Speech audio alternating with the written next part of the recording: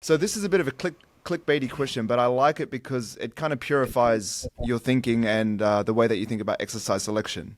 If you could only do 10 exercises for the rest of your life in terms of your goals, what would hmm they be? 10. Okay. Well, we can come back to your thing that you said. You don't need to do any exercise. Like you just do whatever you can do. So machine based stuff, whatever. But my top 10, I probably have. So pretty much a lot of the I love Olympic weightlifting. That's just Yeah, my wife was a professional one. I saw you Yeah, did that for NZ. Yeah. yeah. So my wife is a professional weightlifter. She's competed for South Africa for years, Commonwealth medalist and all sorts. Awesome. Um, so we train together a lot. So for me, I love the power clean, power snatch, snatch for combat Sorry, are athletes. you Snatch. registering these as exercises? Because Yep, yep, yep. I'm gonna okay. Oh wait, do you want to Yeah. go one at a time, or you want me to just Yeah, list them? and why as well? Because Okay. I like to think, why you like them. All right. Power clean. Uh, just because you're moving moderately to heavy loads relatively quickly, plus the sequencing on top of them.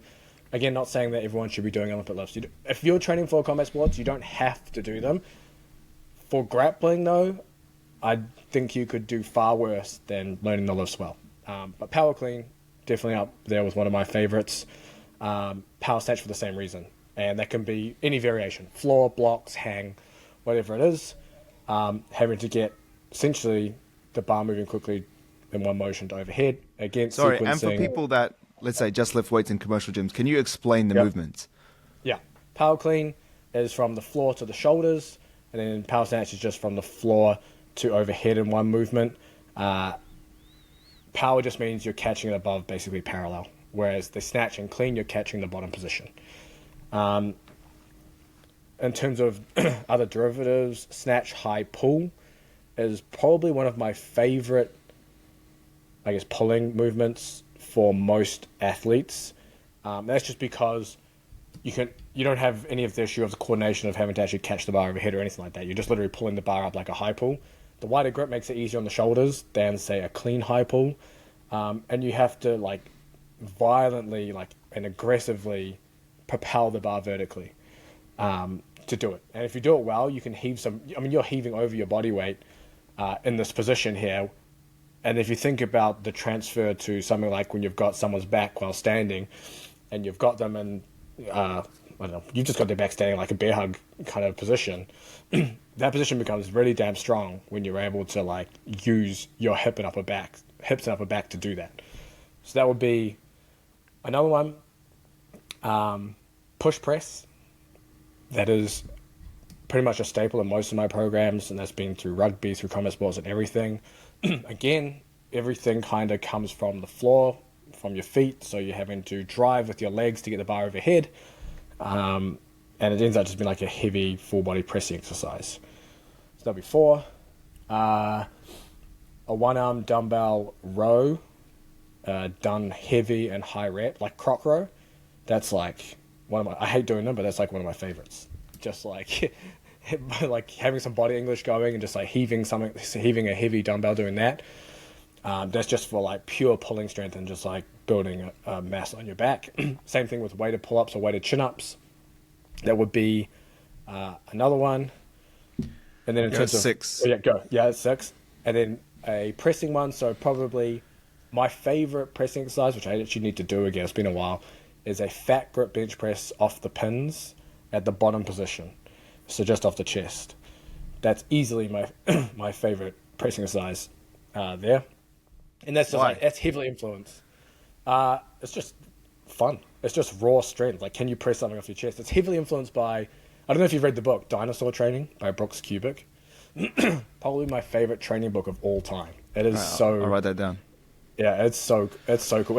It's more of a, I'm not going to say it's a motivational book, but the way it's written and you read it, you're like, I'm never gonna do bodybuilding 10 reps at you. I'm just gonna lift fucking heavy every day.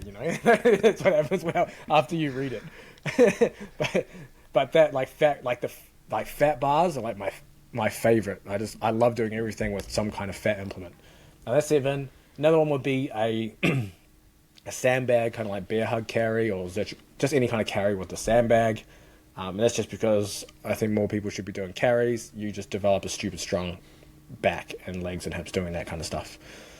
Outside of that, what else have I got? Oh yeah, just a squat, of course. I typically like front squats better. That's just my personal preference. All right. Why is that? I don't know, Just because it challenges more? Because it's like, well, I personally find them so much harder. Yeah, they just feel nicer in the groove than back squats. And Yeah, then, I would say the bottom position feels a lot better. Like, like I feel like anatomically you just sit into it, and you can sit at a nice depth, and you're like, oh, this is actually comfortable. it's actually comfortable. Yeah, exactly. That one. And then I'm just skipping all the jumps and stuff like that because it's just whatevs. But front squat, and then I guess another one would be a hand-supported split squat with the safety squat bar. Those are fucking sweet. So if anyone's familiar with like the Hatfield squat, where you have a safety squat bar, which is just like, it's a specialty bar that has pads around. So it was designed for, I guess it was designed for powerlifters with shoulder problems. You would hold handles in front of you, So you don't and have then to the weight reach will be out. laid out the side. Yeah, so you don't have to hold the bar on your back or your front. And the nice thing about these bars is you can actually put them on your back. You don't have to have your hands at all.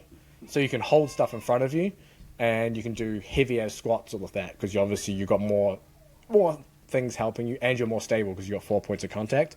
But you can do the same thing now with single leg work. So you do your single leg work like a split squat with your hands supporting you, and you can essentially you're just like overloading the shit out of your legs in a single leg position, which you typically can't do.